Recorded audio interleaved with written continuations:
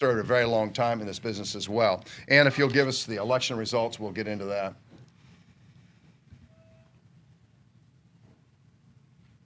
So let me talk for a couple minutes about the most recent election. I've had some car dealers say to me, well, Don, you know, is this good for Virginia? You know, this is not who I would have voted for, or I did vote for. This is bad. I mean, it's really terrible. And here's my answer, and it's a car dealer answer. It's a car dealership answer. And that is, you know, one of the principles I learned as a young man way back in the late 70s working a dealership was when you had a great month, so be it, but now we're in a new month. When you had a bad month, don't let that happen again. Now we're in a new month. Well, regardless of how you feel about politics, it's a new month and it's a new time. And Abigail Spanberger will take over as governor in January of 26 next year in January. She'll become our next governor. I recently spent about 32 minutes, according to my phone, talking to her privately. I've gotten to know her over a series of meetings over the last year. I like Abigail Spanberger, and I mean it sincerely. I like her. I think, and I've got some friends that work with us here from our lobbying community as well, and I think all of us would readily admit that she's making some really good appointments. Some of the cabinet people, we know who they are. They're competent, qualified people who care about the Commonwealth of Virginia. I think Abigail will do her best to be as partisanship-less as possible, meaning do what's right for Virginia. But at the same time, understand clearly, she's a young woman who aspires to be at a higher office beyond being governor, chief executive of Virginia. So she'll have to serve her party within reason. But she's willing to sit down and chat with someone like me about the needs of the auto dealers and spend that time with no other staff there, which is unusual for her, just saying, Don, tell me what you think. And so I really appreciate it, and we will be involved in that inauguration event and so forth as an association in January. Lieutenant Governor Hashmi, she was on the State Transportation Senate Committee, so she has dealt with our issues. We like her. I think the ladies would admit, a couple of our lawyers up here in a minute that I failed to introduce, and I'll do in a minute. You would like her a lot. She's a nice lady, and we look forward to dealing with her as Lieutenant Governor, though that role is somewhat limited for us. Jay Jones is someone I've known for a long time. His father was in the House of Delegates for a long time, unfortunately just passed at age 70. His mother and father were both judges. Jay was in the House of Delegates. He was on the Transportation Committee. He was on the subcommittee, and he was chairman of the subcommittee that dealt with franchise issues. So he understands our world. We did not support Jay in this election. We will, however, support him for his inauguration event and be involved with him. And he understood or will understand why we supported the current Attorney General when he was running for re-election. But I'm sure between my contacts, the contacts of our team, and the contacts of our team that help us in the government relations area that we will reestablish a good, strong relationship. He too aspires to higher office. He wants to be governor of Virginia. It's no big secret. It's not a surprise to anybody that knows him. That is his goal from that standpoint. Let me stop for a quick second. I failed to recognize our three lawyers that are with us today as well. Many of you know them. We got Anne Gambardella. She's been on staff now about 27 years as our attorney, staff attorney. And sometimes someone will say, well, Don, she's never been in the car business. She doesn't really understand the business. I said, ask her a question and find out how well she understands it. The phone calls that she gets, and unfortunately, they're not phone calls of celebrating some great things we've done in the dealership. It's more about, here's a problem, what do we do? And she's dealt with them for 27 years and learned a whole lot about our business. In fact, when she buys cars, it's an interesting experience because she knows how to buy a car as well after all these years of being around you all in the business. Barry Beatty is our outside attorney. Many of you know she's also Mike Sharap, who unfortunately passed away. Mike Sharap's daughter. She was raised in the business, as was Mike. Mike was the son of a car dealer. Barry is the granddaughter of a car dealer, and she has family who are in the business as well. Her lifetime has been nothing but the auto industry. It's all she's ever known, and learned a tremendous amount from Mike and does a lot of dealer representation. She's outside counsel for VADA and represents a lot of car dealers within her practice also. Mimi Perka is in her second year now at VADA. She was a lawyer that we hired in the Richmond area working for one of the firms in town. And for various reasons, she was interested in the auto industry, interested in being involved in our mission, what we wanted to do. And I will tell you openly, without any hesitation, we like what we see, and we are investing in her and hope that she will be at VADA. So she'll be at this meeting 25 years from now, and she'll be one of the key lawyers in the room who's dealt with your issues for a long period of time. So the three of them are three smart lawyers who really understand the business, and as someone that I lean on, all of them, though Anne's more like my younger sister and talks to me like I'm her older brother. So sometimes that's fun, sometimes I have to remind her I'm her much older brother, and maybe I ought to talk a little differently to me. Next slide, please. The big point I want to make here is we've got 49 people who have served a period of 4 years or less in the General Assembly. 49 of the 100 members have less than 4 years or less. Here's the thing that most people tend to forget about elected officials. Their session is 60 days in a long year and 45 in a short year. Even years are the long years. So 26, they'll serve 60 days. 27, they serve 45. So if you do the math in your head, they serve two 60-day periods of time and 45-day periods of time. And they have some committees, but not as active. The point is, this is not 4 years times 365. This is 4 years times, however many days that works out to be. It's not many days at the end of the day. Meaning this, it is critical, and we'll talk about it, Mimi will later on, it is critical, and they get paid $18,000 a year, by the way, $18,000 a year. It is critical that we reach out as an association, as partners in this business, that they understand your needs, wants, and desires, and what you do in the communities, and what you do to affect people in a positive way. It's important that they understand that, because they don't have a lot of time to learn about our business. They're not exposed to us on a regular basis during session, and they go back to their full-time lives and jobs after the session from that standpoint. Do we need to turn it up at all? Good.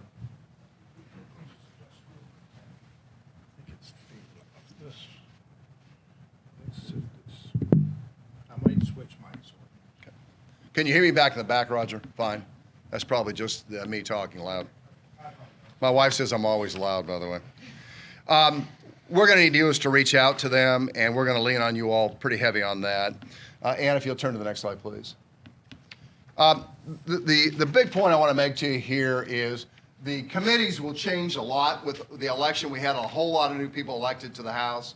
And particularly on transportation, it's a committee where they'll put you in first in transportation, but they tend to elevate you a lot of them to other committees because it's not a heavy lift committee. And so we're going to have a lot of new people. And by the way, we don't know who they are even today. We won't know who they are until the early weeks of January. So it's not like we can reach out to them in advance and sit down and have a storytelling session about our life and what car dealers do and the difference between us and the manufacturers, the OEMs, and how they treat us and so forth. So the time is sort of limited as to what we can do and when, because these committees will be mixed up a lot, and we know that, and there'll be a lot less people on transportation that we've known forever, and a lot of new people coming in on transportation as well. So we have to make sure. So again, when we talk about the Dealer Day on the Hill, it's critical, especially from you all, because you are in close proximity to the Richmond market, that you be here with us and you help get involved. And many of you have done it before. You know how much fun it can be when you interact with legislators and tell them your story about your business and the commitment you've made as well in your business. It's critical.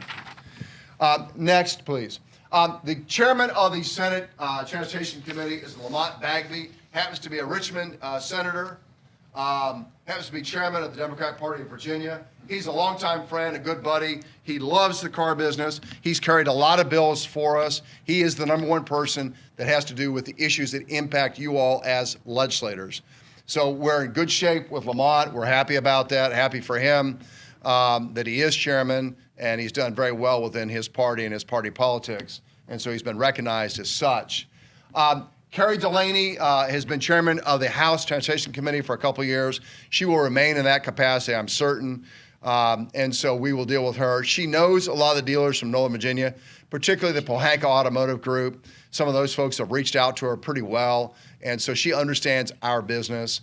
But it's always nice, again, to kind of shore them up with understanding the complexities of our business and why they play an important role in that business, if you will.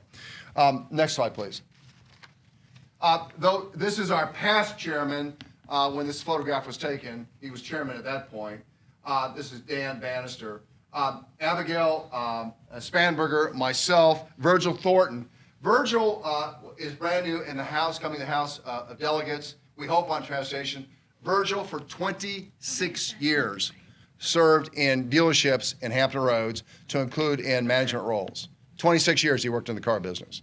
He is a unique individual, a very impressive individual, so we're really lucky to have someone who understands our world now that will be serving in the House of Delegates, and he can talk with authority. He loves the car business, and the two groups that he worked for think the world of him. Charlie Barker, who was one of them, you know him well, and Dennis Elmer. So he knows, they like him a lot. They said, you know, he really is a good guy, and you're getting a good guy. So we're really happy about that. To my far left is our Speaker of the House, Don Scott, and I'm pleased to say that not only is he a great guy and a very effective leader, he's my friend. And I mean that sincerely and literally, he is my friend. And so I'm happy about his continued role as Speaker of the House. He's just a good man who's got an interesting life story that I can relate to at different levels. So we're in good shape with the leadership. And again, you can see Abigail. In fact, our chairman has met Abigail as well. Next slide, please. A little bit about promoting here. Our 26th convention is going to be held, first time ever in my career at VADA, so it's a long period of time. We're actually doing it in Virginia Beach. We'll be at the Marriott, the Cavalier, and the Embassy Suite. We hope that you will come down and be there. On the 22nd of June, that Monday night, we will have a 250th celebration of the foundation of the United States of America. As you know, the 4th of July is shortly thereafter, the actual day when everything took place. And sometimes as we think about it, okay, that was 250 years ago, Don, it doesn't really impact us. It impacts all of us.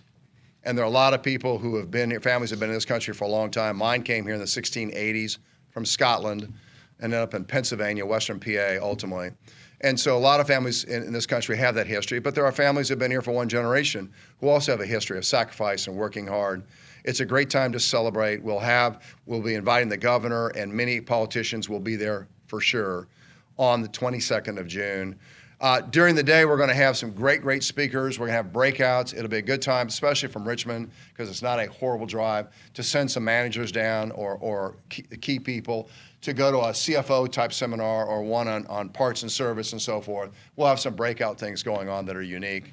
But I hope that you'll make the time to be a part of this convention in Virginia and being, more importantly, the 250th anniversary of our country. So folks will see that as an industry, we care very much. Next, Ann. A couple comments. Again, I've said it a minute ago, but I'll say it one more time. The Democrats control the House, the 100 members there. They're the majority by a large number. They control the Senate. They're the majority by one, literally one. They control the Senate. They control the executive branch. Whether you think that's great or not great is immaterial to me. It is what it is, and these are our friends, and we will deal with them in order to protect this industry. And that includes fighting on issues that like workers' comp or right to work and things of that sort that impact you day in and day out in your business. And so as friends, we will work hard with them, and we want to make sure that you all understand that and feel the same way, and will work with us when we do that. Next, please.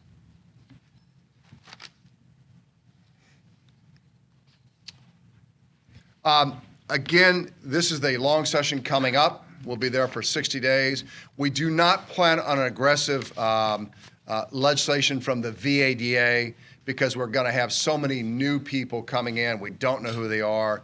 We've got to spend the spring and the summer and the fall talking to people about what this business is about and putting them in front of you in your dealerships. And we plan on doing that for sure throughout the 26 year, so that in 27 we can come back with some things that we need to deal with people who understand the business and the significance of that business that you do day in and day out.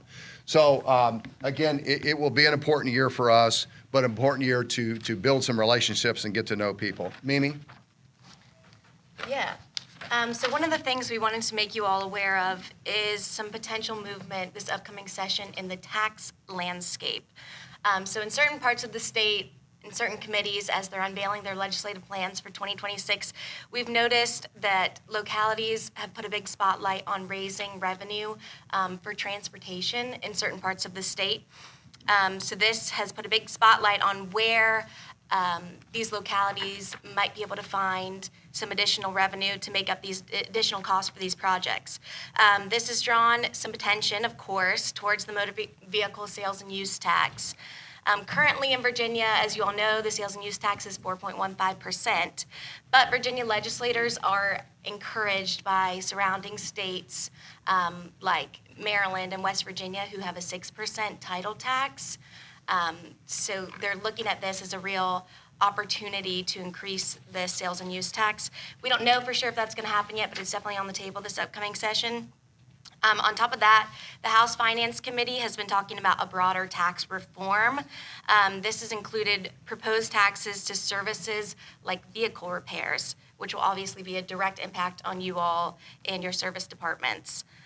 There's a couple other options being discussed, including registration fee increases, highway use fees, etc. Our legislative priority here is to just be at the table. We want to make sure that the dealers of Virginia aren't singled out as the easy bucket to fill. That these taxes that impact dealers aren't the easy bucket to fill when the state or certain localities need to increase revenue for their transportation projects. Mimi, let me chime in on that for a quick second. First thing you're going to think in your head is, well, the Democrats came in and now they're going to raise taxes on us. The truth is, our tax was raised to its current amount by the Republicans. The argument was we need more money for roads. We're going to build more roads in Virginia, therefore let's raise the taxes. So this is not an unfamiliar argument, and anytime a new administration comes in, you're looking for ways to be able to take care of projects, do things, and you do that by taxation. We will be part of a coalition, I am certain, talking about that and trying to minimize the impact. What we have to make sure that legislators understand clearly is the average price of a new car today is $50,000. Now we're talking about minimum 6-year financing, 7 years being considered, if not longer in some cases. Taxes have an impact. The amount of money involved is a lot. It has an impact on payments, people, and cars. And we want to keep the auto industry flourish and moving so that it brings in a lot of money to the Commonwealth of Virginia to include the taxes. So at this point, we're not sure what will happen.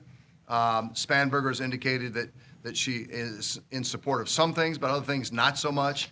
And there are others within that coalition that are saying they don't like it or they do like it. So it's one of those, stay tuned. You'll read about it from us, but you'll read about it in the newspapers as well as taxes are being considered. And again, it's natural to go after cars because in terms of, again, the region, we are considerably less than many other states north of us as we speak. So partially in response to the broader tax conversation happening and partially because our dealers have mentioned this to us, we are going to bring a tax bill to the table this upcoming session as well. So we're going to bring a bill to session that deals with the tax on leased vehicles. As you all know, right now, Virginia taxes leased vehicles the same way that they tax vehicles purchased. The lessee pays the entire 4.15%. So we're going to propose that the leased vehicles are taxed based on the value of the vehicle for the lease term instead. This would mean, however, that we would get rid of the current buyout exemption that benefits consumers when they purchase the vehicle at the lease end. This tax structure would bring Virginia in line with most other states and how they tax leased vehicles. So we're hoping that this would bring increased penetration of leasing into Virginia. So real quick again, cap cost only, subject to tax, not the entire amount, if you will. But today, if you buy the car, you don't have to pay sales tax on it at the end of the lease because you've already paid sales tax on it. So they wouldn't have that. We think this might give, it's a few extra bucks that'll help the consumer out, but perception-wise, it makes leasing a little more attractive. Virginia is not a state that leases a lot of cars compared to other states. And frankly, we got to get more into that. It's an alternative to, again, these higher payments, longer terms, upside down even longer. Can't get them out of the damn car they're in to begin with. So part of that motivation. So we're going to propose this lease tax bill in both the House and the Senate. In the Senate, it's going to be carried by Lamont Bagby, which, as Don mentioned earlier, he's the House Senate Transportation Chair. He's also the chair of the Democratic Caucus of Virginia, the Democratic Party of Virginia, excuse me, and he's a good friend of ours. And then in the House, Delegate Kathy Tran is going to carry the bill. She's one of our favorites. She's a really good bill patron. She's a leader among the Democratic caucus, and we think that she'll be a really good patron for this bill. The biggest hurdle that we're going to face with this lease tax proposal is going to be overcoming the fiscal impact statement. We are expecting that a fiscal impact statement will be put out that will say that this lease tax bill will cost the state millions of dollars. However, we think that there's ways to overcome this. We're thinking of this more as a multi-year strategy plan, and we're hoping that putting this bill up this year while there's a bigger conversation happening around transportation taxes will give us a seat at the table and build some momentum for years to come. There's a lot of budget constraints being chattered about, so we're not anticipating or expecting to get this bill across the finish line this session, but we're hoping that it lays the groundwork, builds momentum, sets us up well in the future to get this bill across the finish line, if not this year. Real quick, she mentioned fiscal impact statement. With a lot of bills, what will happen is they're required to say, what's the impact on the Commonwealth of Virginia if we do this, if there's money involved? And a lot of times, and especially with some of my peers in the room that have done this for a while as well, those numbers are grossly inflated. So it's like, well, we can't do that. Why? This will cost the Commonwealth, $10 million or $100 million. And believe me, the numbers can be even larger than that easily. And so what will happen is they'll come in and say, well, if we do this, the loss to the transportation fund. The truth is, it all works out. The Commonwealth is not going to lose any money at the end of the day. They're going to lose money when you can't turn customers. They're going to lose money when people are upside down. You can't roll them out. That's where they're going to lose money. And so we want to create some vehicle, no pun intended, but a vehicle that allows us to move inventory a little bit quicker, and leasing is part of that angle, if you will, that will allow us to do that. And so we've got to overcome the fact this number is going to be this mammoth number of the Commonwealth's going to lose money and be able to say, no, look at it long-term wise. It will level out just fine, because if you don't do this, you're going to lose even more money than you can imagine, because we're not going to roll people out of cars when they're in these cars for 6 and 7 years with negative equity rolled into that. On top of that, low down payment and so forth. People are upside down. As you all know, your presence carries a lot of weight with the legislators. They see us all the time, Don and myself, our lobbying team. They see us every week, sometimes multiple times in one day. So it makes a huge impression when you all come to the table and come to Richmond and pitch our legislation with us. As in past years, this year we're going to meet at the Hilton in downtown Richmond, and we'll have a briefing and a lunch, and then we're going to head to the General Assembly and hopefully meet with some legislators. I hope you all bring your teams, bring your stories, and be part of the push for this legislation. Now I'll turn it back to Anne. Thanks, Mimi. We're going to look at some federal and state enforcement issues now. Hopefully these are not new to you, but it's always good time to have a little bit of a refresher on some of these issues. Talk a little bit about the activity from the Federal Trade Commission, which is by far the most aggressive agency that regulates you all as car dealers. We're going to go through some stuff on advertising. You can see on the screen here the different things we're going to talk about. We're going to spend a little time on safeguards rules, including some data breach information. I know that's been sort of top of mind in the last couple of weeks with our dealer body, and talk a little bit about some of the things that it's always a good idea to sort of tighten down on your practices. Go back and take a look and make sure you're doing everything the best way you can to avoid scrutiny from your regulators. And with that, let's talk a little bit about advertising. We've had these slides about truth in lending and truth in leasing in our presentation for years now.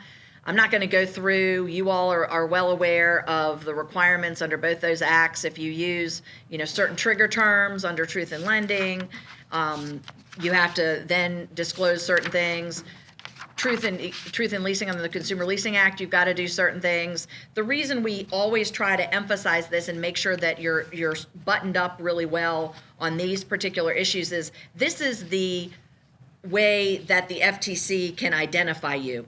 From the four corners of the ad, they can see if you have a violation. This is not a situation where they have to do more investigation to see if you're really selling at the price you have in your ad. They can say, oh, look, there's a trigger term. You didn't include everything else. Now we're going to go into your store and take a deeper dive. So don't open the door to the regulators by making the easy mistakes on the truth in lending and the truth in leasing out there.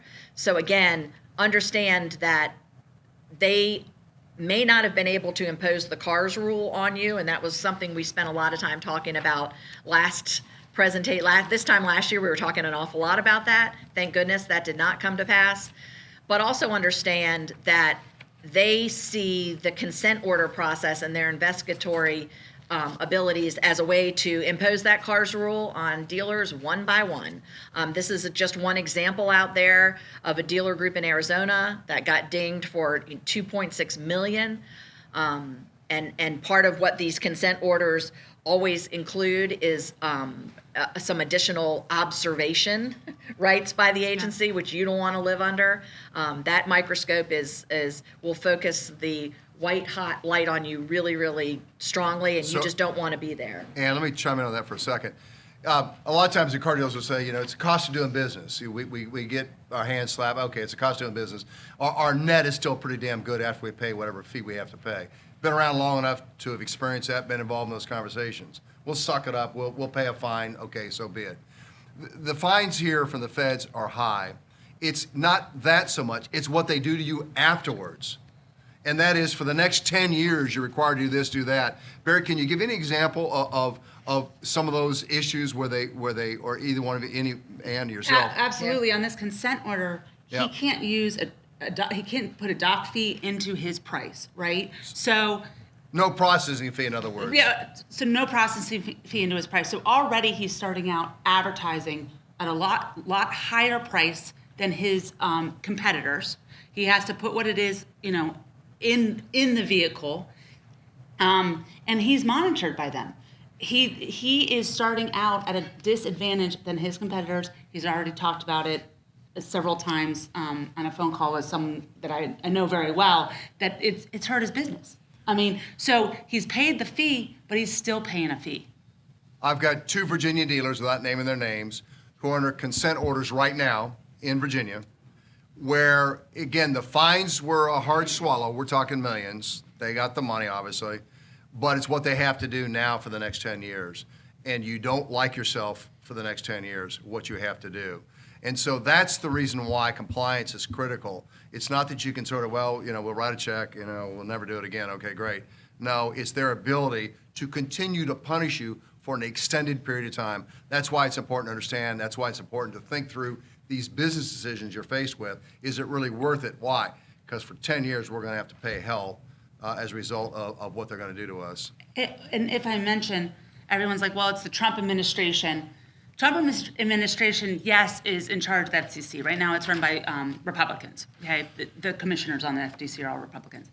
They have said we will not add further regulations, such as the CARS rule, okay? However, they said blatantly they will go after anyone violating laws currently. They are not giving anyone a pass. They are there to protect consumers, so they are actively still investigating. That attorney came from our Virginia AG's office, who's in charge of that, and he made that point very clear. We're still going to enforce, ladies and gentlemen. Do not think just because Trump's in charge that we're going to ignore these things. We're not going to add things, but we're going to enforce that which is in place. Go ahead, Ann. Yeah, and one other item that can also bring scrutiny, again, from sort of the four corners of the ad is disclaimers. I point this out because a lot of you all use third-party folks for your websites, and sometimes their disclaimers are just cringeworthy. They for all intents and purposes, say, pay no attention to the price I just advertised. I'm disclaiming that that's accurate at all. I've seen situations where there's been multiple disclaimers because the dealer's trying to do it right with the language they have about processing fee and freight if you do that and all sorts of other things. And then the stock disclaimer that comes with the website isn't addressed in a meaningful way. So just go back and take a look at that and make sure that you don't have a disclaimer that says, our prices might not be accurate. They may include discounts not everybody can comply with. That's a big red flag. They may change. Whatever. Any disclaimer that's basically saying don't trust the price you just read above is a real problem and something else that can invite that scrutiny from the FTC that none of us wants. And with that, I'll turn over to Barry. So Anne discussed the four corners aspect of what they can see on the four corners. My aspect is when the customer calls the regulators. And this has to do with they advertise a price. I can't get that price. Their advertising prices no one can get, okay? This has to do with not putting in the rebates, the conditional rebates anymore.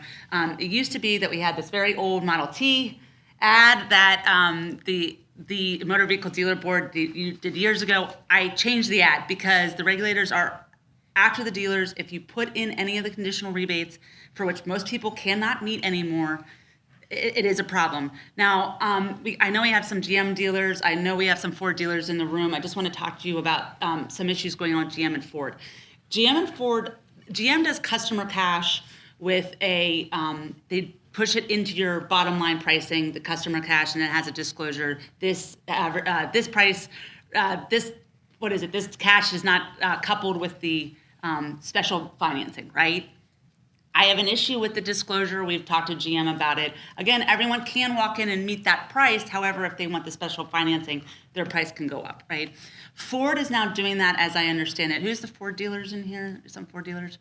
But they're putting it into the dealer discounted amount instead of having a disclosure, as I understand it. And you can correct me if I'm wrong on this. However, they're giving some customer cash, and it's coming in through your dealer discount with no disclosure. And I want to waive that for Ford dealers because you need to pull it out and speak to Ford about it because it's Ford doing this. And I've had some dealers call Ford about it. If they're putting in a discount into that dealer discount should be available to everyone. When they walk in, that's available to everyone. It shouldn't be based on, if you're going to choose the financing or not. That needs a disclosure on it if it has an amount within that dealer discount that is not available when they choose a special financing. The consumer needs to know if the price is going to change at the F&I office and why it is. Not happy about it. However, it is manufacturer programs that are pushing it down to the dealer's bottom line pricing. And then this is the compliant ad that I made. It does have the ED rebates in it that are going away. However, I wanted you all to see how it should be done. And it's MSRP, dealer discount, and then you have the dealer price. And there's some other things that can go into it, obviously by brand and however else you do it. And then that dealer price is available to every single person that walks in your store. And then it goes to the conditional rebates, okay? And if you flip in for me. To the next one. Yes, please. Thank you. And then these are just some of the things I want to note about the ad. The next couple slides are just noted. Again, available to everyone. Again, that bonus cash, customer cash, available to everyone. It needs the proper disclosure. And then freight. If you remove freight, Virginia law allows you to remove freight out of your bottom line pricing. However, same with the dealer processing fee, it needs to be disclosed up front, and you need to have some type of information for the consumer, whether it be a hyperlink with, freight be hyperlinked so they can click on it and know exactly what the freight is for that vehicle. So if you're removing the freight from the sales price of that vehicle, the person needs to know exactly what that freight is. It cannot be a range. It cannot be, it may be between 1,000 and 2,000. That's not possible. It needs to know from that model, that vehicle, what is the freight. So, dealers that do remove it, I often say, please use a hyperlink. And then a lot of times they're like, well, how am I going to hyperlink each freight cost? A lot of times it's a page, which, model year 2025, and then each model has the freight cost of what it is. And that is, if there's several different freights, I know that freights change with each model, several different freights, it's the easiest way to do it with a hyperlink. But this should be up front and center. And I always mention that because if you do remove it, the customer needs to know exactly what that freight is. So Barry, let me ask you a quick question. If I come to the dealership, I'm not sophisticated on the internet. I happen to, just because that's how I buy cars, I drive into the dealership, I see a particular car I like, and I ask the salesperson for the price. Is that salesperson obligated to say, oh, Mr. Hall, there's also some additional monies on this car available. We're advertising that on our internet price, and we need to offer that to you as well. In other words, Are you saying that the internet price is this? There's in other no words, such thing the as internet price is less than them just dealing with the sticker saying, No. go ahead. Yeah, no. Well, let me make one observation. An in-person communication with a customer is not an advertisement. So it may not be an advertising problem in your communications with that particular customer. It could still be a, bait and switch, misleading, sort of situation. What Barry, I think, is referring to is the fact that if you are advertising a price anywhere, internet, wherever, that is what that customer who walks in and has never been on the internet needs to get. That is your price. There's no internet special. There's no internet price that is some super secret code that if you went on the internet on Tuesday at 12:01 a.m., you get a different price than the person who walks in the store on Wednesday morning at 10. So that's the biggest issue. There's two things there. Again, not technically an advertisement when you're talking to a customer. The problem is if you are selling to that customer at a different price than what you have it's selling to any customer at a different price than what you've advertised.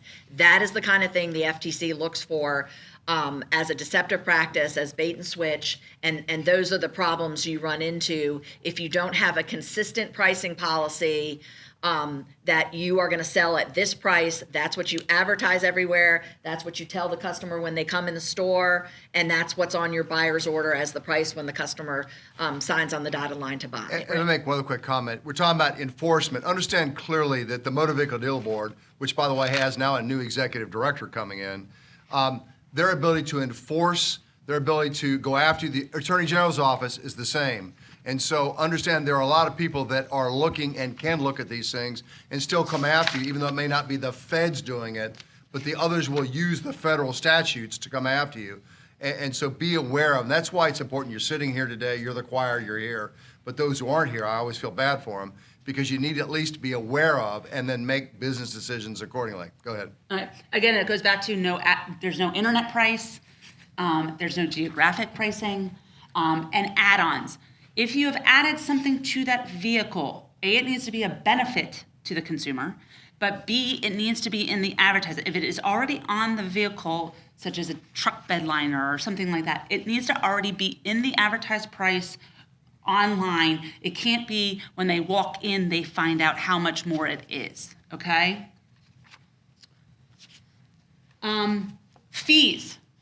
I talked a minute ago about the processing fee. You have two fees that can be added in Virginia, electronic titling and processing fee. And that is it. The 20 group creative fees, no, not in this state. So you need to be aware of that. There's no reconditioning, there's no commission. It is processing fee. You have the benefit in the state of Virginia to have a processing fee that is not heavily regulated. I shouldn't say it is heavily regulated because it needs to actually be for what you are doing in the dealership. And Don's going to talk about that. Yeah, Don is going to talk about that. You have that benefit in this state. So it cannot, these creative fees, I park my boat on a dock and the dock fees for everyone. No. Okay? The 20 group fees need to stay out of this state. Advertising on third-party sites. I have put this up here because that is a very big thing that's going on right now.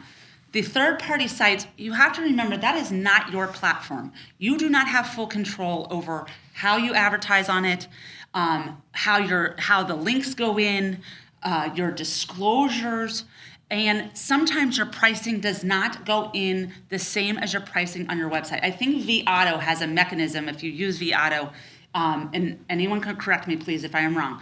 If you put it in through VADA, it will go through. Now, again, it goes to that dealer price, okay? If it's having conditional offers added in and you don't have the correct disclosures, the people seeing it on a third-party site, you have a different price than your website, okay? Again, that is why the dealer's price is so important to include a price that every single person can get. Third-party sites, it's hard to advertise if you're taking the freight out.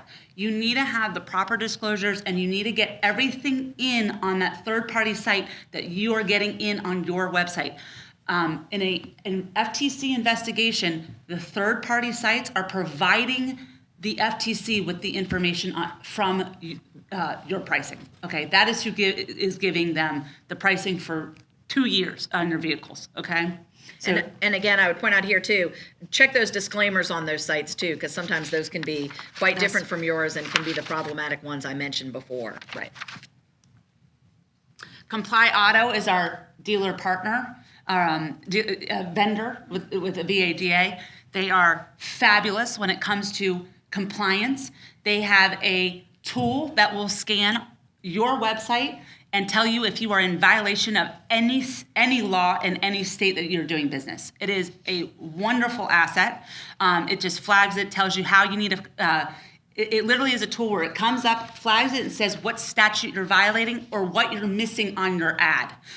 One of the things it will flag is it such as if you don't say offers expire at the end of the day. Okay, it is a great little tool, and you're like, oh, you know what, I need to put that in there, and it will help you even with your disclaimers.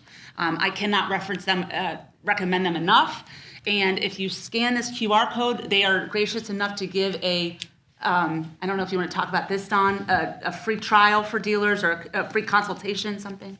Yeah, look, there are sometimes we say, make decision what best fits your organization. There's only one decision to make when it comes to compliance, and that is, in fact, Comply Auto. It is made up of a group of lawyers who all worked for mega big-time dealerships and decided to form a business, be like these three ladies forming a business, and that's all they do, and that's all they've done their entire careers. These lawyers came from the auto industry. They know it well. The AI they're using is absolutely incredible. It will keep you out of trouble. There is no way in this world that your F&I manager, who is the C lawyer of the dealership, can help you remember all the various things you have to do. Nobody can. So that's why a company like Comply Auto, and nobody competes with them in the world that they're in currently.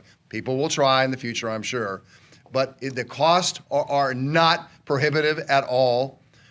They will give you, there's the freebie. I don't actually know exactly what the freebie is.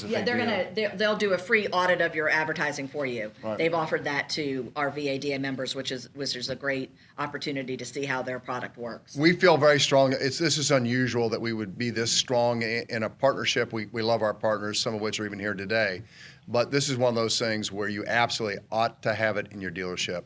It's the only way to stay in compliance. It's using technology to the reason it was created, frankly and honestly, and it does a really, really good job. Next slide, please. And if I just mention one thing, the platforms, even when you change something to be compliant, it may not even go across all your pages. Some of these, you're not the one changing it. It's a platform provider. It doesn't always work the way you put it in, and so I watched this tool. It catches some nuance that's on some random page. You're like, how did that even get on there? And it just doubled up from something. It was some random thing. I mean, it's incredible what their program can do. Last year at NADA, I sat down because, as you know, it was a huge flood or snowstorm down in New Orleans, and so I had a lot of free time. I got down there thanks to a dealer out of Virginia. I spent a lot of time with the folks at Comply Auto, went through a complete demo, and having been, an F&I manager and a sales manager and so forth in dealerships, I was overwhelmed when I saw what they can do now with AI today. It's just absolutely incredible. If I were running a dealership today, I would absolutely have it in the store because it'll keep me and everybody in my organization out of trouble for sure. We're now going to get into what historically has been my favorite subject, and probably because I go back to the very beginning of processing fees. Every other state in the country calls them dock fees. We do not call them dock fees in Virginia. They're only processing fees. We came up with that name because it sounds a hell of a lot better to say it's for the processing of the documentation, the various documents required in order to put together your financial transaction. That includes today all the information we have to safeguard and keep. That's very expensive today. And so we're going to talk about processing fees for a few minutes because it is under attack in a number of states. And when you have new people elected, especially as an attorney general and others, people will complain. You may say, Don, I don't get much in the way of complaints. I know you don't, but I do know you can go to the dealer board right now because you're required to turn in your buyer's order with a pre-printed buyer's order and the amount you charge. We have a number of used car operators in Virginia charging $2,000 processing fee. And that impacts everybody in this room. You say, well, Don, I'm not even half that amount. The golden goose is going to be damaged greatly if we don't take care of ourselves and do what's right quickly.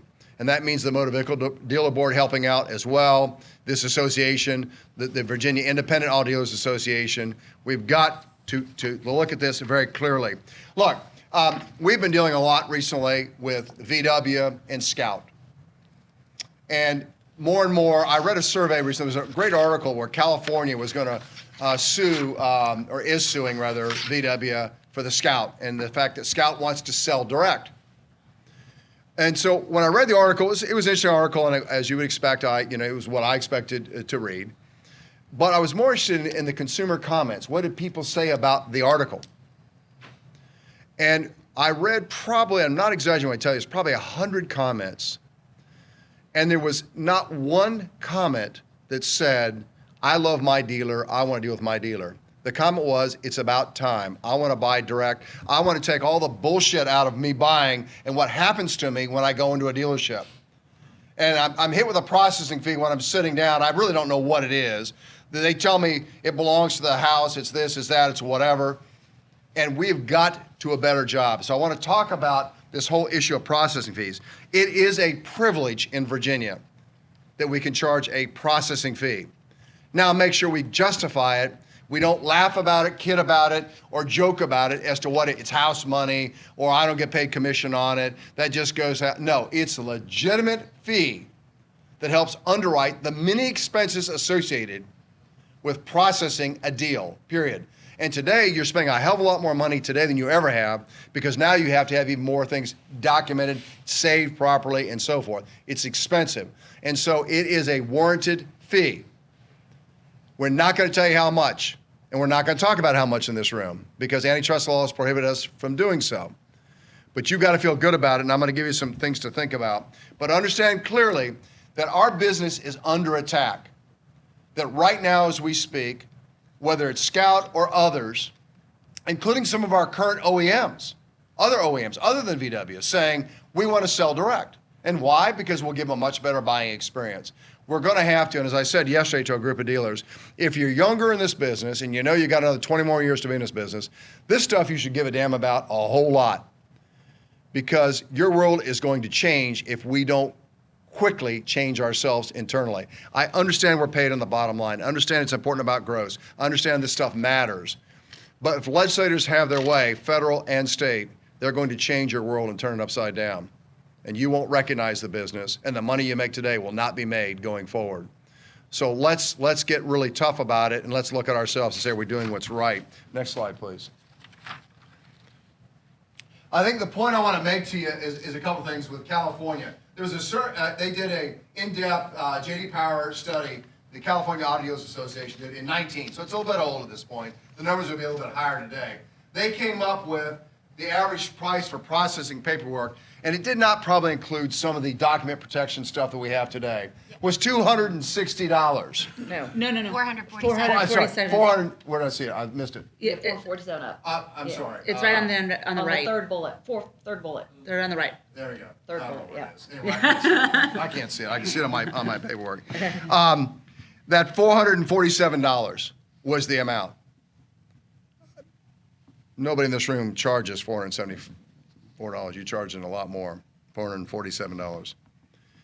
That was the figure they had back then. Now, we've taken on some additional expenses as well.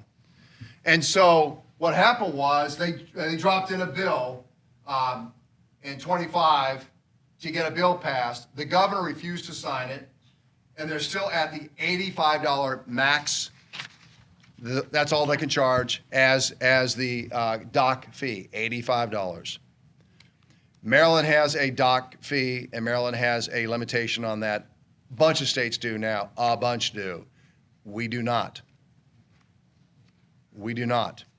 And so it's important you understand this is going on nationwide. This is the kind of stuff that gets talked about by folks when they say, well, this is why my OEM should sell direct to me. You see, they won't do these kinds of things to me. No, they will in time.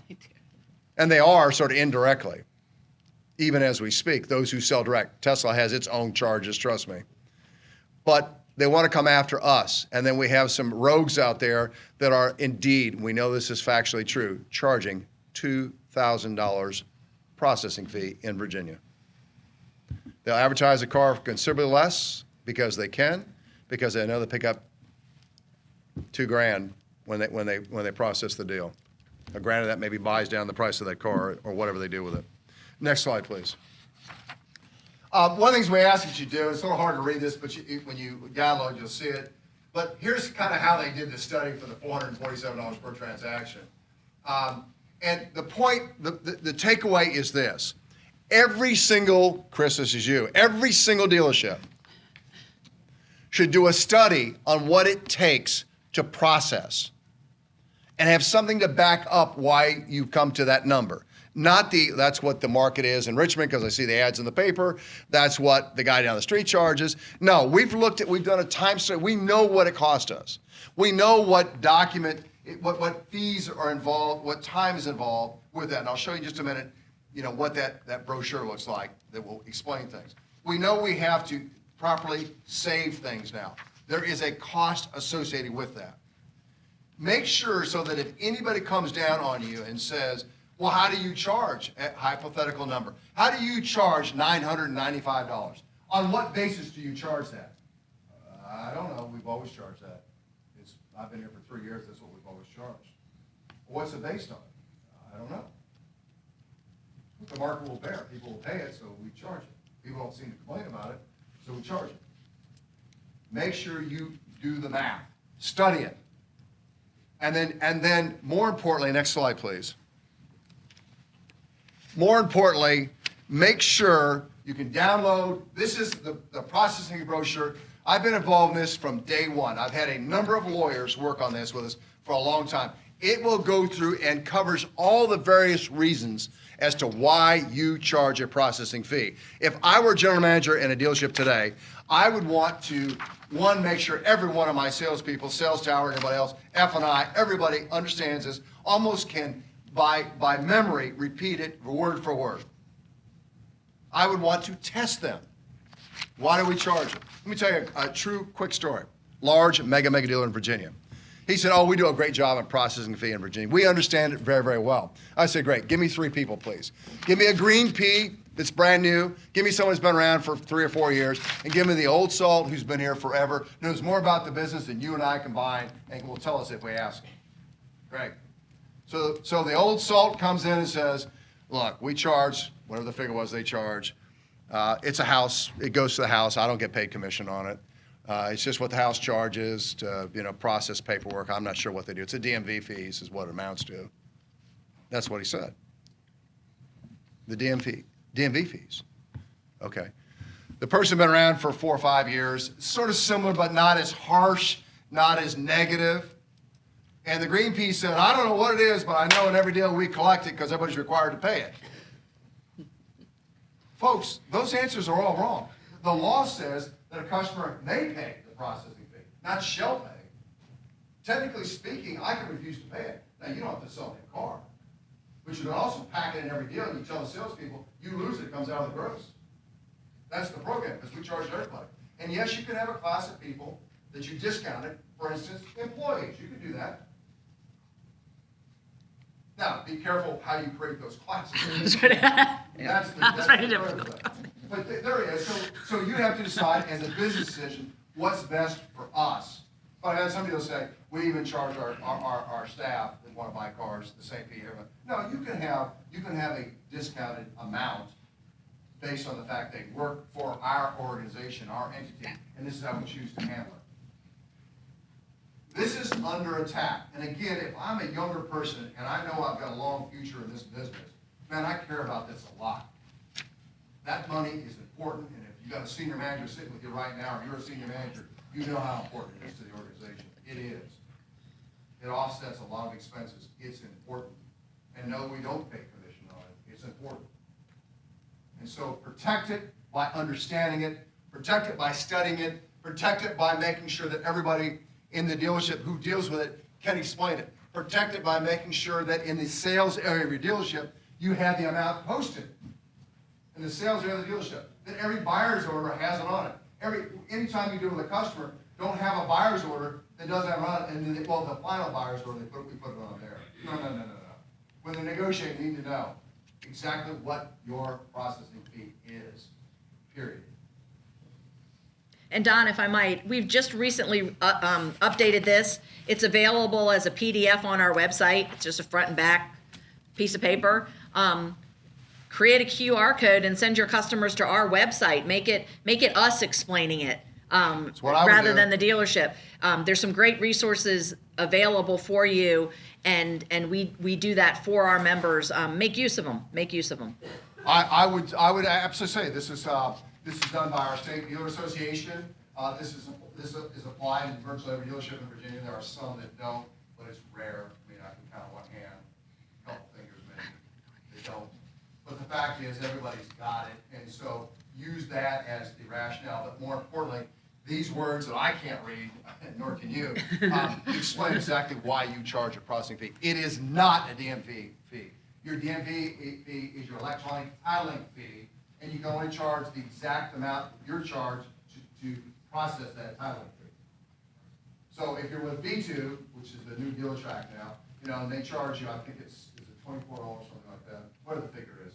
That's all you can charge. You can't mark it up. Well, hey, I've had some deals, we've marked it up a few bucks because we mark everything we do in our stores, make a little money on it. It's against the law to do that. It's against the law to do that. You can only charge that, which it actually is. And the customer, operative word, shall pay the electronic filing fee. Shall pay. I would not go into a sales meeting tomorrow morning and say, hey, I was at a meeting today and I learned something really valuable. What's that? Customers don't actually have to pay a processing fee, so don't worry about it anymore, because if they don't want to pay it, don't worry about it. We'll just forget it. I wouldn't do that. I wouldn't do that. What I would do is continue to charge it to every swinging individual who buys a car from me, and I tell the salesperson, you don't collect it, guess what? It comes out of your gross. And we tell the customer, it's going to be on there, we're going to cover it for you. You're not paying it. We'll show you we're going to discount the price, we're going to cover it for you. Because I don't want my salespeople thinking, oh, we can negotiate those fees, and therefore we can take them out on occasion when I ask right. I wouldn't do that at all. Let me talk about something next that is critical. And boy, this goes way back in my career in the car business. And that is spot deliveries. And it is under attack. There are a number of states right now that are addressing spot deliveries and talking about how you can spot, should you even be allowed to spot delivery to begin with, and what are the terms and conditions. I can remember as a young salesperson, sales manager, the issue was whenever a spot came back, we couldn't work the deal, it was flipped to me, because my job was to slam them back in it and make sure the deal stuck. At a higher payment amount, by the way, at worse terms, because they didn't qualify for what I put them out in. And we knew that in advance. I worked in a store that was a hold ops type operation, and we were a control freak. We controlled everything. We knew in advance they weren't going to qualify, but we spotted, and then we deal with it later by convincing them they have to keep what the new deal is going to be. Signed here, here, and here, and you get this car. Well, that's a lot more money than I expected. Spot deliveries are under attack nationwide. Absolutely under attack. In a perfect world, if everyone in the country could not spot a car, we probably would be okay if that were true. If nobody could spot a car. But today, they can, and you got neighboring states who can spot and others. And so we want to be able to spot if everybody else is spotting. We want to do it right and so forth. On your buyer's order, this is language you put on there a long time. And by the way, the only buyer's order you ought to be using is the one that Reynolds produces. Don, I buy mine from somebody else. I don't like Reynolds. Well, okay, we make a few pennies on that, but okay. Just make sure that whoever copies this buyer's order, I'm not going to sue you, number one, but make sure they copy it verbatim, literally, front, back, and so forth, because it is right. And on that buyer's order, we talk about spot deliveries and the condition of which we have to return the car. If the deal unwinds, we can't make the deal happen. We got to give them back their money. We got to give them back their trade. Don't sell that damn trade. Wait. We got to give them back anything and everything, and we can't make them sign another contract for different terms, conditions, and so forth. Oh, we'd love to, and yeah, I could do that when I was a young guy in a heartbeat. And you go out sort of smiling, but you got out of the car, that was the key. Can't do that. And I'm telling you again, if I'm young enough in this business, and I know I've got a lot of years ahead of me, man, oh man, do I want to look at spot delivering a little differently and make sure we're careful about it. Because I want the ability to spot, but I want to do it in a way that the customer understands we're helping them out. Yes, it takes them out of the market. That's part of our motivation. I don't want to go down the street to buy, a Chrysler from you. I want to buy from Zach. He's got his out. And so we do that.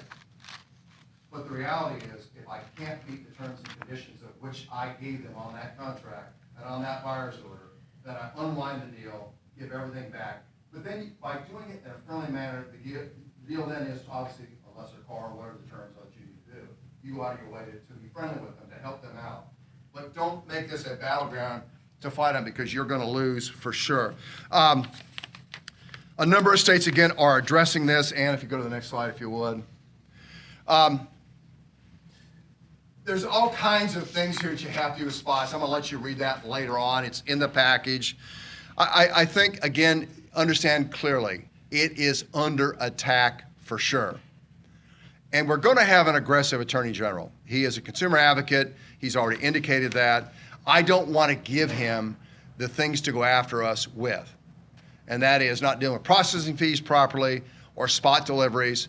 And by the way, if you have to repossess a spot, and occasionally you do, make sure it's a friendly. There are laws dealing with that. Make sure it's very friendly, that you're not doing the dark of the night and creating all kinds of problems, because there are legal issues when you do that as well. Anne, you want to comment on that at all? Yeah, I mean, some of the items that are listed here are just some things to put in place to make sure that you're protecting yourself against any claim from a customer whose spot delivery unwinds that you somehow were never intending for that deal to go through. You were defrauding them somehow.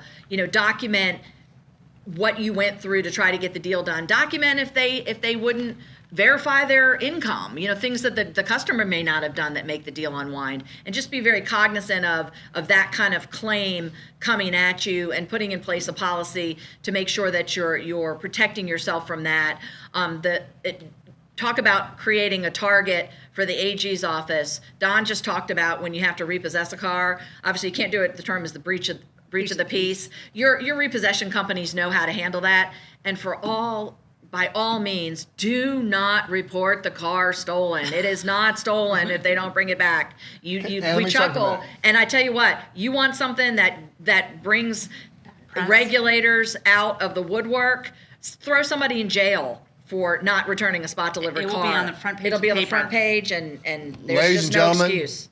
We had that happen in Virginia. Yes, we have. General manager went to the owner. I won't say who. We're not going to say who. Went to the owner, and basically they had connections with the local sheriff's department, whatever.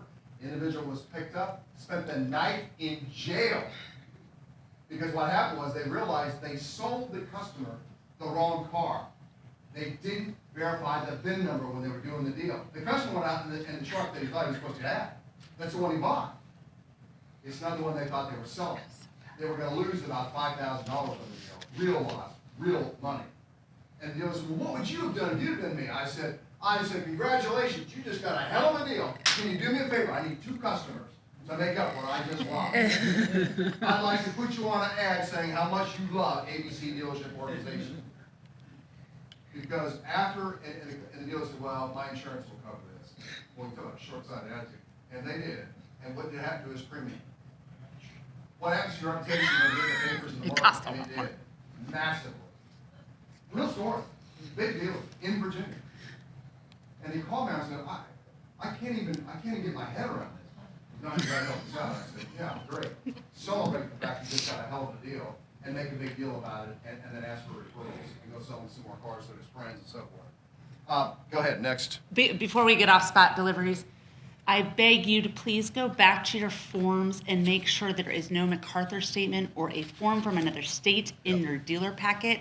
The only spot delivery form that should be there is straight on the buyer's order. I can't tell you how many deal packets I get, and there's like 3 different spot delivery forms, all of which conflict with the language of Virginia. The only thing that matters is the language of Virginia, okay? So, and if you have dealerships in other states, I know many of you do, you're multi-state dealers in here. Each state has a different requirement. Virginia law has their language. It's right in our statute. Maryland, for example, is extremely different forms. Please do not use a Virginia buyer's order in the state of Maryland. It is not compliant, and you're not repoing the car if you send it out with a Virginia language in the state of Maryland. And if you're not using the Reynolds buyer's order, which again, we suggest you check out the Reynolds version. Some of those other buyer's orders, I've seen conditional delivery, MacArthur, spot delivery language on those forms on the back that conflicts with what's printed on the front in Virginia. So just be aware of your forms and make sure everything's consistent. And originally, Reynolds did have the wrong language. Yeah. Anne and I spent 3 years with Reynolds making that form, okay? And we're like, no, this conflicts with the front. You can't have it on the back. So please be aware. It is in our statutes. So from that, we're moving on to fair lending policy. Everyone should have a fair lending policy. It should be the NADAs. I have not seen a better fair lending policy, okay? And it's great that you have a fair lending policy, but guess what? You actually have to enforce the policy. That's what's gonna get you in trouble, not enforcing the policy. This page right here is at the back of the policy. It is the form for deviations. That should be in the file. It is a great form. It should be for everyone that there's no deviation. If there is a deviation, why is there a deviation? And it absolutely should be for non-discriminatory reasons. And this is enforcing the policy, right? If you're missing this in your file, why don't they have it? Why was there a deviation? That needs to be noted. And so that is, you need to have a policy, and it definitely needs to be enforced. Same thing with VPPs, same reasons. The NADA policy is great. You should have a policy for deviations for voluntary protection products. If there's any deviations for why the sale price is a certain way, it needs to be noted in the file, reason why. Non-discriminatory reasons, again, have your policy from the NADA. It's a great policy. Add-ons and VPPs, these are just some comments on them. A price of a vehicle should not be tied to financing products of any way or voluntary products, okay? Oh, you know what, if you'll get that $30,000 price, but you gotta buy this service contract with it.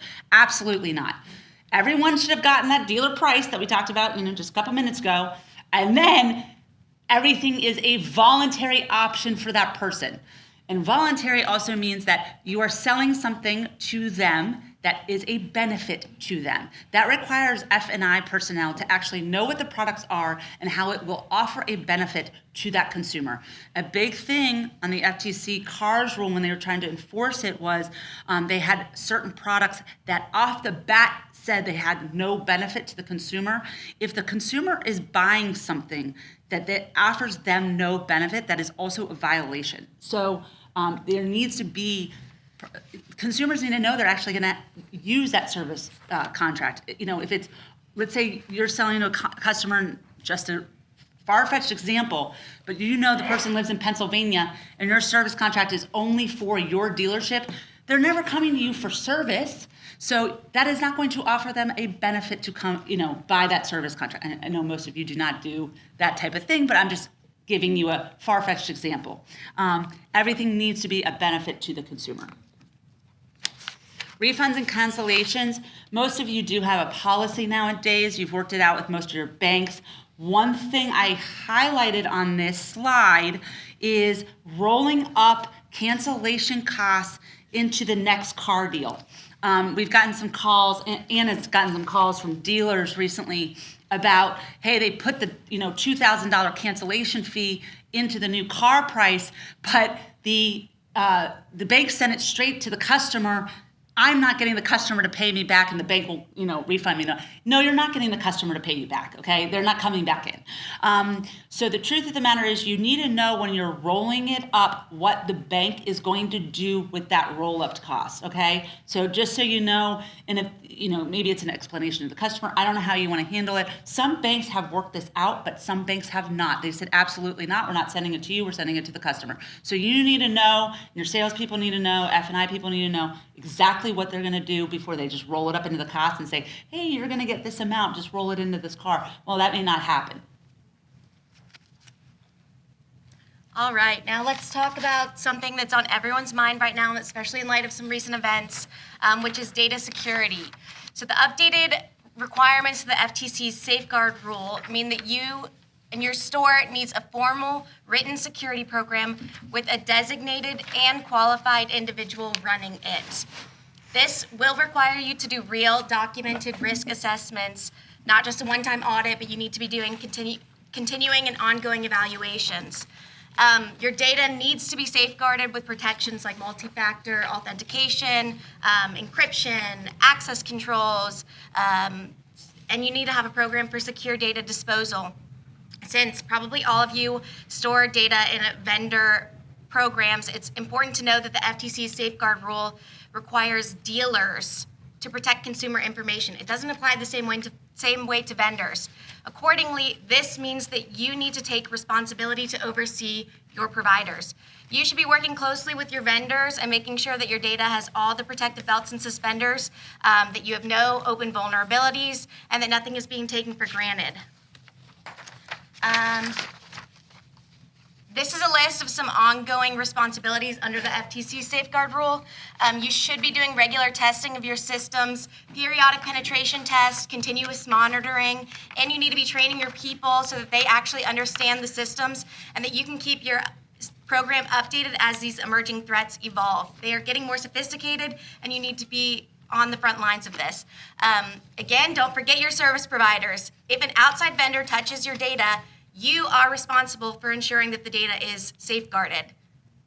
You need a formal incident response plan, and you should have your designated data privacy person be presenting to your board on a regular basis with what they're seeing, the work that they've been doing. You need to stay on top of this and stay updated. At the bottom here, the FTC actually put out new guidance this summer specifically for auto dealers. So it's worth reading, having your lawyers read, having your privacy personnel read. The FTC did this for dealers to have guidance on how to apply the safeguards rule to dealerships. So in the case of a data breach, if you have an incident affecting 500 or more customers, you do have specific requirements to notify the FTC within 30 days of the breach. There's plenty of guidance out there on this, but just know that when you have to notify the FTC, you're going to need to give them specific information. You're going to need to tell them what was exposed, how many customers were affected, the time frame of what happened, and whether you have law enforcement involved.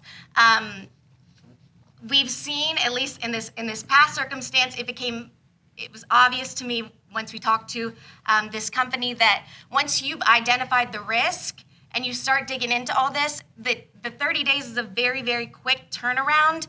So you need to have your team and your vendors prepared on the front end of this because the time moves very quickly from when you discovered the emerging threat to when the 30 days is up. In Virginia, we also have a statute on data breach notification for our Virginia AG's office. The good news here is that if you're covered, or because you are covered under the Gramm-Leach-Bliley Act, the Virginia statute gives you a safe harbor as long as you are following the federal safeguards rule and you're filing the required FTC notice, which will simplify things for you significantly. As a reminder here, we love our partners at Comply Auto. They are so awesome. I was joking yesterday with the group in Hampton that their co-CEO, Brad Miller, who we love, who we all love, he's a little bit of a paranoid data privacy person. So I think that is indicative that he is a trusted source when it comes to this data privacy compliance stuff. They really do it all over there. I was looking at their website. They have encryption management, penetration testing.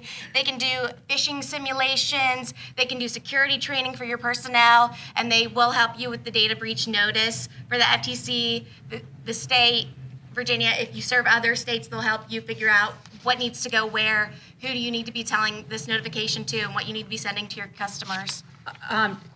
Just cut in, Mimi.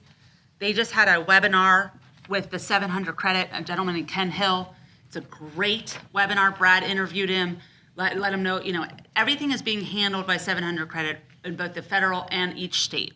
So dealers technically don't need to do anything, but Brad Miller did mention you need to be compliant with your safeguards rule, which means you need to have, it needs to be presented to the board that there was an incident. It needs to be in the program, update the program, and you need to keep all communications. So I am, and that's for insurance policies and everything else. So I am repeating what Brad Miller had said during that webinar, but it was a great webinar, and anyone can register for it and watch it. And that, you can fast forward it. It's recorded, so you can if you have certain questions. And it was a really great webinar. I'm going to talk about used car rule compliance real quickly. We still see issues with this. I know these buyer's guides changed in 2017. You've heard me now for several years talk about how stupid these changes were, that you mark a buyer's guide as is up top, and then there's a little box saying, but you actually still have the manufacturer's warranty. It's dumb. We all know it's dumb. I'm a broken record. It's what the rule is. You got to comply. But it's counterintuitive, so it's always good to train folks and make sure your new folks do, because it's completely counterintuitive. It's really insane the way they have this form set up, but it is what it is. And then the other thing that we always like to point out is that two things. One, in Virginia, your customer needs to sign that buyer's guide.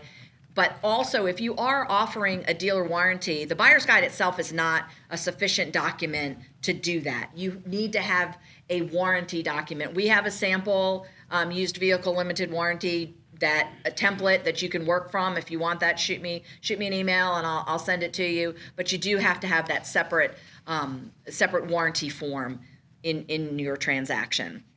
And with that, we're going to turn to some franchise issues. Turn it back to Don.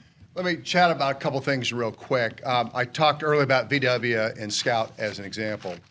Kid yourself not, car professionals in this room who've got careers at stake, who have been in this business a long time and or plan on being in it for a long period of time.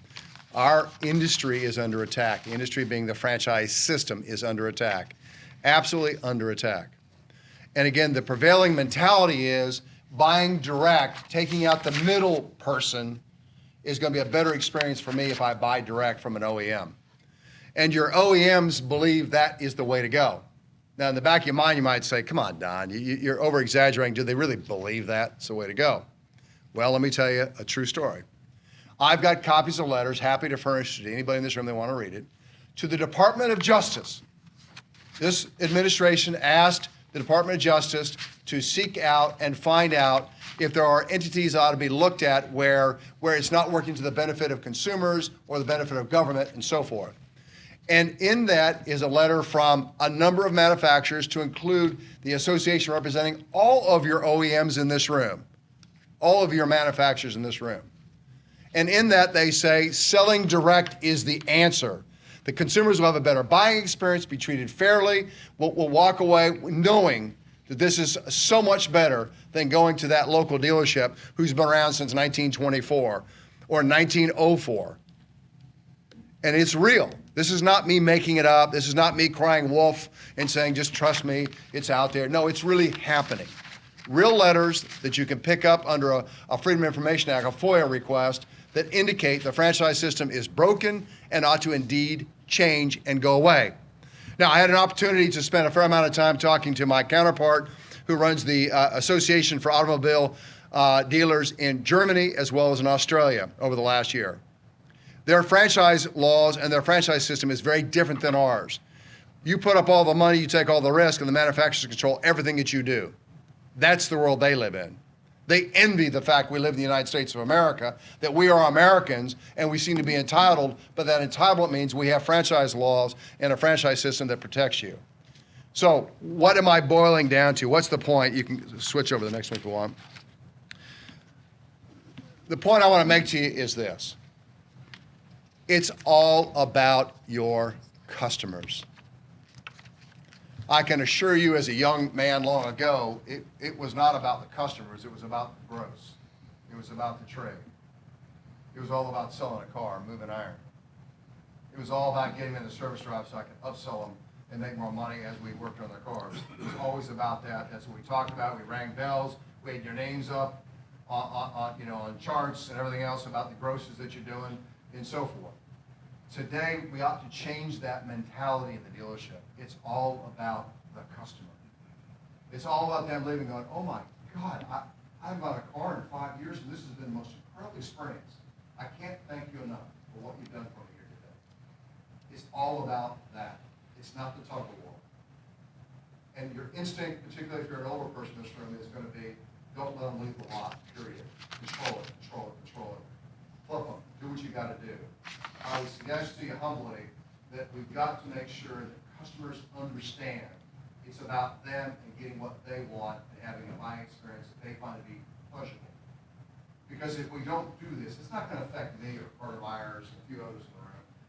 We're not going to be here to worry about that kind of stuff. It's going to affect those of you that have careers for the next 10, 15, 20, 25 years. You're the ones that will be affected by it. And even now as we speak, we have Amazon, who has attempted with Hyundai, has not had great success. Now they're going to be used car kings. And dealers, it's not against the law for what we see thus far, but dealers are going to opt into it. And if you're a Ford dealer, you probably opt into it if you're a certain class of Ford's advertising already. And so what's going to happen is, people say, well, I want to buy from Amazon. Amazon will do a better financing job. Amazon can make sure of this. They can make sure of that. Why? Because at my house, every day, Amazon comes. I love Amazon. I don't love them, but my wife loves them. They come every day. I've seen them. The driver knows who we are. It's embarrassing almost. But people have that kind of trust in Amazon because it is perceived, you pay a little more too, by the way, it's perceived as it's very pro-customer. It's about me. And so please, I'm asking you as you have sales meetings, as you deal with your peers in 20 groups, as you talk about our industry that we all love in this room with great passion, it's about the way you buy cars, you sell cars, and how I feel at the end of the day. We can pass all the laws in the world to make the franchise strong and give you rights. But the judges are just people. If they have bad car experience, we have seen it. The decisions that come out are not great because they've had bad car buying experiences. They're human beings. And laws are subject to interpretation. And if we don't kind of change how we are perceived, then the OEMs are going to continue to make this argument. And again, I'm happy to share with anybody there in Carter, you've seen them, I know. The Department of Justice letters, they're real letters written by real life manufacturers, Audi being one of them, by the way, saying how bad the current system is. Give us a chance and we'll make it better. Let's do it ourselves. Let's do it ourselves. Let's make it better, in each and every dealership. Let's make sure that they walk out saying, wow, what a great experience. If it means I lose a few $100 in order to pacify and make this even better, so be it. I'll make it up for the next deal. And by the way, I'll get a referral from them because they have a great experience buying from me. It's the long-term game we play. Next. And with that, we're going to talk about some other franchise issues. The biggest thing that we always tell dealers is to know your rights. And we spend a lot of time, and a lot of people in this room have spent a lot of time passing laws that protect you in your relationship with your manufacturer. But none of those laws are self-executing. There's really no law that's self-executing. I mean, I know I always joke that, did you drive the speed limit all the way here today? Well, even that law doesn't self-execute. I did, because I drove you here. I know. Don was a very good driver today. But again, you can't pursue your rights unless you know what your rights are. We are a resource for you. If you ever have questions about a situation you're in your store, please feel free to reach out. It is not a bother to us. We call that job security. It's a good thing. But more than and then also more than ever, make sure that you know what your manufacturer is asking you to sign. You have a lot of good rights. There's nothing in our law that says you can't waive those rights, though. Make sure you understand that if they're asking you to sign something, whether you're waiving some of those rights that you fought for a lot of decades. Understand on a facilities build, are there timelines in there? Is it realistic? You can't go into things and say, oh, I'll just sign this now to get them off my back, and 3 years from now I'll just pretend I never signed the first document. It just doesn't work that way anymore. Make sure you understand, and more than anything, understand clearly they cannot put pressure on you to sign something that you're opposed to by claiming that you're not going to be a dealer anymore. They cannot terminate you except for good cause in Virginia, and good cause is not that you didn't sign this new document by November 30th, and that's what you have to do just because your area rep has to check a box that he or she's gotten everybody to sign. So again, make sure you understand what you're signing. If we can ever help you troubleshoot some of those things, we're glad to do it. Just make sure that you're aware and you keep those documents available and ready. We have a checklist you can use when you're reviewing those franchise documents. Reach out to me if you need that. But again, just pay attention to those kind of details in your franchise agreements. We wanted to remind you all of some of our legislative wins last session. As you all know, we removed the vague reasonable qualifier standard from the warranty reimbursement statute. If you've applied for a rate change since July 1st, OEMs should be reimbursing you for warranty work based on the statutory formula strictly. That means they can no longer compare you to the dealer down the road. They shouldn't be sending you those letters anymore. If they are, send it to Anne, send it to us, reach out to us. You should also now be getting compensated for time spent by your techs, stuck on hold or waiting on manufacturer guidance during these warranty or recall repairs. Finally, we also put a stop to recall parts pricing manipulation. The manufacturers now have to pay you the highest price of the preceding 12 months for recall parts. By the way, that's a big deal when you think about it, because for years and years and years and years, when the recalls come out, the price of the part goes way down. Now they have to pay you the average price of that over 12 months. Highest. The highest price, excuse me, the highest price. That's critical. It's a big deal to know that, because I can assure you the first response you're going to get, no, it's a different part, different number. Same part, by the way, different number. We're not going to do that. We don't honor that. No, they have to honor that in the Commonwealth of Virginia. They have no choice. And recalls, as we know, are staggering these days in terms of numbers. So they can't continue to play the game of take advantage of the dealership. For rental expenses, you can now request reimbursements within 30 days instead of waiting for the warranty claim to be processed. And manufacturers are required to cover these rental vehicle expenses, even if the vehicle that you put them in is not the vehicle that they would have liked you to put the customer in, meaning they can't discriminate based on the make. As an example, you're a Ford dealer and they say, we're only going to put you in Fords. GM has done this. We're only going to put you in GMs. That's it. We won't reimburse you. No. We changed that to make it clear. You would love to put them in a GM if you're a GM dealer. The problem is that your current rental car companies don't have any more left. So you got to put them in a Ford or some other car. This reimburses you regardless. And when you have a open ticket and they're on a rental car for a long period of time, we make sure that after 30 days you get paid, because you got that expense that's ongoing. And so you get paid after 30 days. So, and Ralston King, Ralston, raise your hand in the room. A superb lobbyist, worked for us, now has his own firm. Ralston was heavily involved in this stuff and did a marvelous job for us this year and working in that capacity as well. So this stuff is important. Be aware of it. Go ahead. You can. Yeah.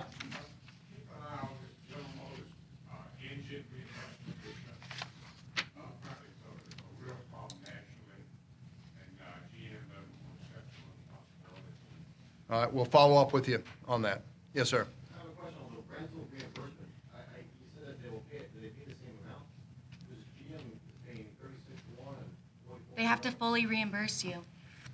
Go a little bit more of that, Anne. A little more of that. Yeah, I mean, our statute says that they have to fully reimburse you. If they are requiring you to put that customer in a car as part of a warranty or recall repair, then they have to pay your cost for doing so. They can't artificially limit that They can't tell you we're not paying it because you didn't put them in the right kind of car. They can't tell you we're not going to pay that till you get to the end of the claim. So absolutely, they must reimburse you fully. Now, again, it's easy for all of us to sit up here and say, oh yeah, that's what the code says. It's always going to be a fight. It's always going to be a fight. But that is your right, and you have the right to pursue it. So let me help with that just a minute. So what I want to do, and any rights you've got, I want to send a copy of that to the zone folks or above their head, if you know how to get above their head, to say, here's what our laws in Virginia are. They understand you have rights. And by the way, our laws also say that you as the complaining party, where the manufacturer has not done what they're supposed to do, if they lose, has to pay your legal fees. So they got to pay your legal fees because you're going to have the law on your side. Now, you've got to sometimes beat on your chest. You've got to make a big deal about it because they're going to say, hey, we're not going to do that. That may be in Virginia, but that's not what we do corporate-wise. You've got to be, and I don't want to pick on Carter, but it was Carter and Frank Pohanka. His son Tim now runs the store now in Fredericksburg area. It was Carter and Frank that taught me a lesson a long time ago. The squeaky wheel gets lubed. Meaning, at times you got to raise your hand and say, this is wrong. Take care of me, or I'll ask for a hearing. And oh, by the way, once the lawyers read this and realize they're going to have to pay your legal fees as well, they go, oh, wait a minute, I don't think I want to do that because you have complained about this, but they violated your rights. And Carter taught me that lesson 1,000 years ago, where he objected to some things going on to him, as did Frank Pohanka. And I tell you, that's how you get attention. You think sometimes, well, if I just be nice to them and be polite to them. The problem is they come and go so rapidly anymore. Hell, who is your person? It's a 25-year-old that you're dealing with that comes and goes. They're good young people. Nothing wrong with them, but they have no authority. And so sometimes you just have to say, hey, I object. Why? Look at the law. We're happy to furnish you that. You can look online. Our website's got it. You want, call one of my lawyers and we'll give you a copy of it. You send it off to them. That's how you get that reimbursement. I just want to point out that there's a short timeline when you get a denial for any payment, so don't sit on it if there is an issue, because it's 30 days under the statute. So you get a denial for non-payment, you have your rights, but just don't sit on it for 2 months. Go ahead, Mimi. The new law also allows you to return unused recall parts, so these shouldn't be sitting in storage indefinitely, and you shouldn't be eating these costs. Lastly, a few points that we wanted you all to take back to your techs, because we've been getting a couple of questions, calls, emails, etc. from techs in Virginia. So Virginia law ensures the retail amount for warranty and recall work. Virginia law does not get into the weeds with how labor times are set, because Virginia law simply ensures the retail amount. These legislative protections, just as a reminder, they're not self-enforcing. If you want to challenge the OEM, as Don said, on warranty rates or any of this, you have to avail yourself of the statutory process. We'd be happy to help you at VADA, but as you know, it's case-by-case decision for each of you. And one more important part to take back to your techs, these changes do not dictate how your techs are paid by their dealer. The rules put a path forward for manufacturers to reimburse dealers fairly for warranty work. And hopefully, in turn, this puts dealers in a better position to support their technicians, but the law does not dictate how technicians are paid. A couple states, Illinois, New York, have passed laws, allowing to use the Chilton manual as example. There's other manuals out there, as we all know, with the times and so forth. I do not believe that is the answer. Their states, in fact, I knew New York has got some major problems with it right now, right, but Illinois will as well. And they had to sell their soul to the union in order to get that done to begin with. We don't want to be a union state in our shops, for sure. But at the end of the day, and Anne, I'm going to get you to say the words for me because I always screw it up.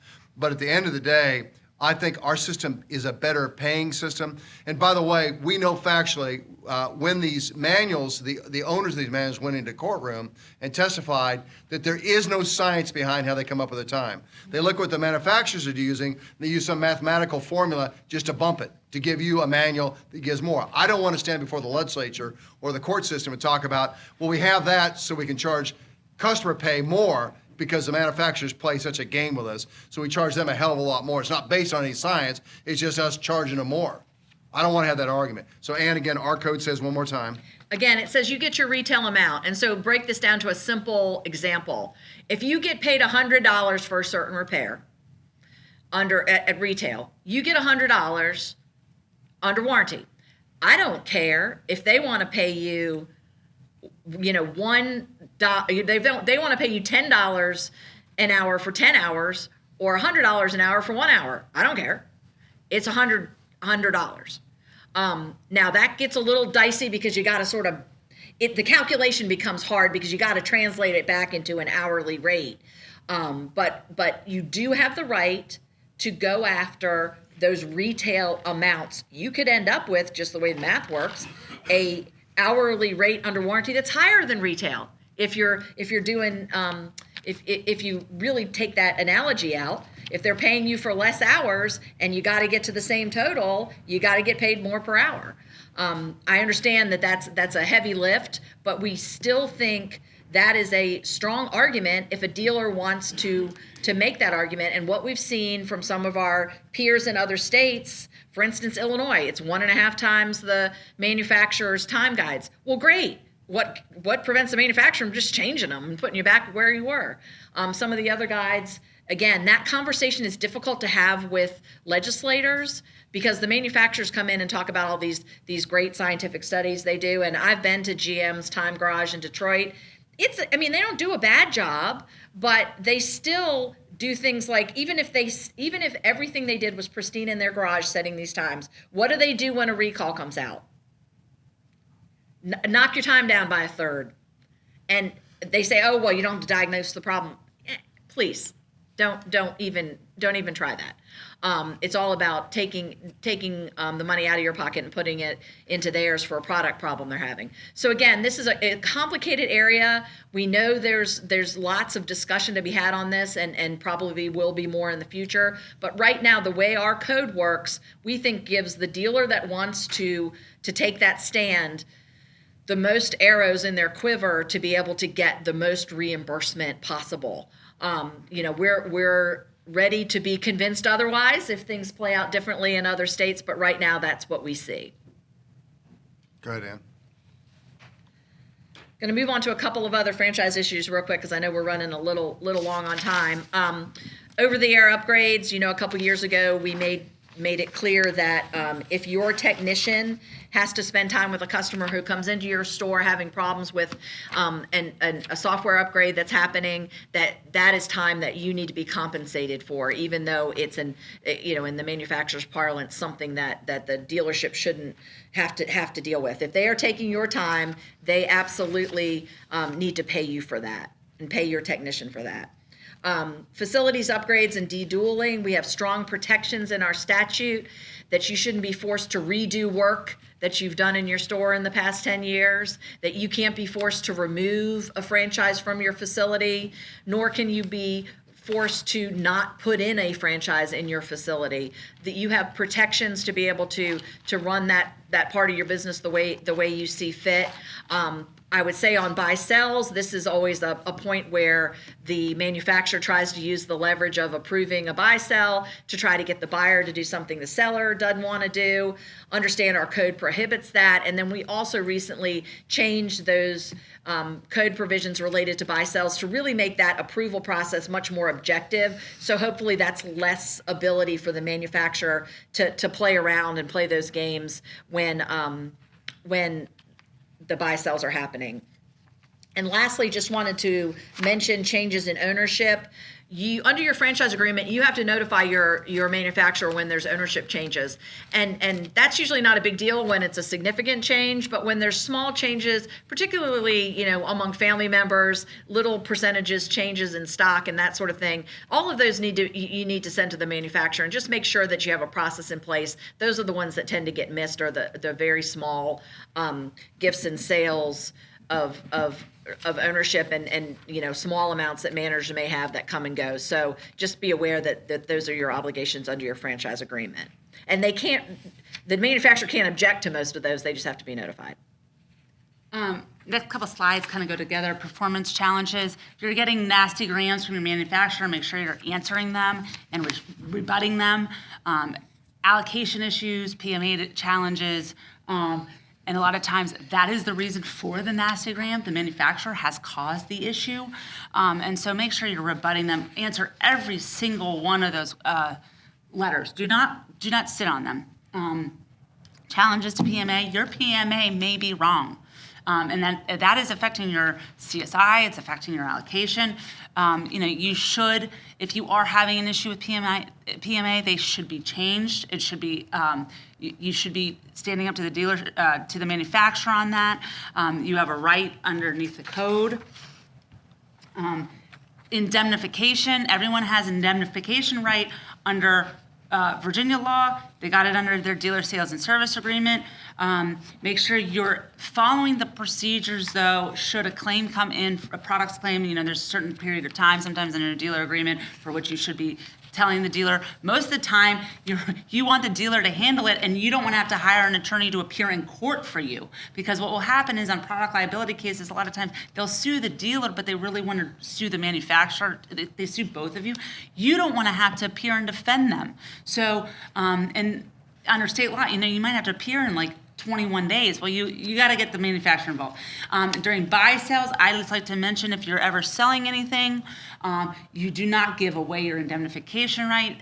You usually sign some type of mutual release where they release you, you release them. However, you're not releasing of your indemnification. Most of the manufacturers have fixed that in their mutual release, but I just like to mention it so that you look for it, because something can come down the road 3 years from after you sold that vehicle for which you've been out of the business.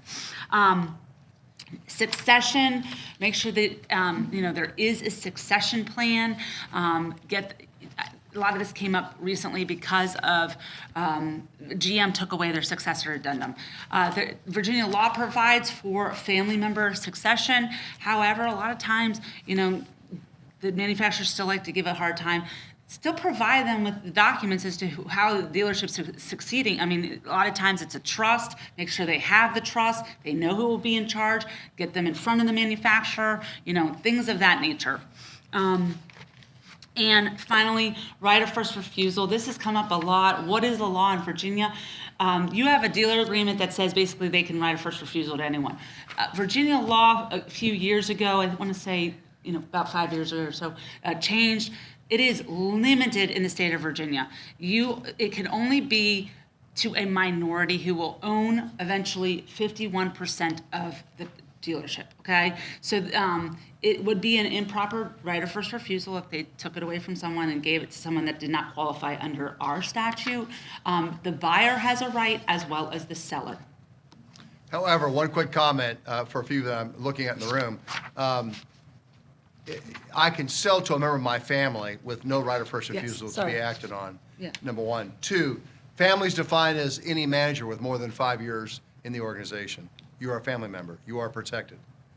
And I'll be happy to give you a copy of that code as well. You are absolutely protected as a family member. They would have a lot of proof to be able to say you don't qualify. So more than 5 years, you are automatically adopted as a member of that family. So for all of you with more than 5 years, the current employer, just remind them that you're looking for your Christmas present and other things because you're part of the family now. Brothers. Go ahead. I'm going to run through these very, very quickly. And it's really a reminder. Arbitration agreements for sexual harassment, 2022 outlawed. You cannot use an employment arbitration agreement to handle sexual harassment claims. Next, I-9 compliance under the Trump administration, very, very, very important. Make sure they are done correctly. Make sure you're having audits. I have a checklist that I will give Anne on those. Audits are pretty important because you might have some forms that were never filled out, some forms that weren't filled out correctly. All that needs to be corrected. And the forms, even on the forms, how they're filled out and what identification qualifies, and how you take the I shouldn't say how, but what identification you're taking are very important. So that's just a reminder on the I-9. And then one last real quick reminder we like to throw in, Retire Path Virginia is a program that Virginia runs for employees who work for an employer that is not providing retirement participation plans for them. So if you have more than 25 employees and you're not offering a employer-sponsored retirement plan, this is something that you have to give notice of to your employees. It doesn't cost you anything, but just be aware that it's something you have to give notice of, and it allows those employees that are not covered under an employer plan to do some retirement investing through this state-run plan. So again, just wanted to highlight that for you. And with that, we have time for questions if you all do. Limited time for questions, so if there are any, and by the way, we're happy to answer private questions later. You can reach out to us, you can text us, emails, call us, and so forth. But are there any general questions you want to ask in a general audience? Anybody wants to ask, we haven't sort of covered. I just comment, we've always had a complicated business. It's much more complicated than it is. And we've always had a great association. But I think the leadership of our association, they have the kind of information they bring it to the table is up to what we need for what's going on in the legal and franchise world. Thank you all. Carter, I appreciate you saying that particularly, very much so. Let me say this to you as well. First of all, Bruce and Natalie, wave your hand, guys. The two of our staff members, two of our team members, we appreciate them putting together lunch today and the meetings that we've had throughout the state materials and so forth. First and foremost, it is that time of year where we celebrate various holidays depending upon our faith or lack thereof sometimes. Hanukkah starts on Sunday this year, and so for any of our Jewish friends, happy Hanukkah to you, and to my Christian friends, Merry Christmas to you as well. Enjoy it. One of the things I guess when you get older that you begin to discover is that business is really important. It's certainly who I am. As my daughter can attest to, the car business has mattered to me probably more than it should at times, but it's just who I am. But at the end of the day, it's about family and friends, and that includes the people you work with. They're important to you. It's a time of the year where you can celebrate some of those importances, if you will, and understanding and their family obligations, and be lenient about that as you deal with them. You want happy staff members because then you have happy customers. And the two equal a great equation for you, and that's called success. So with that in mind, as always, thank you. Again, enjoy your holiday season. Thank you to each of you. Thank you to my friends in the room, and we'll look forward to seeing you at a later date. Take care of yourself.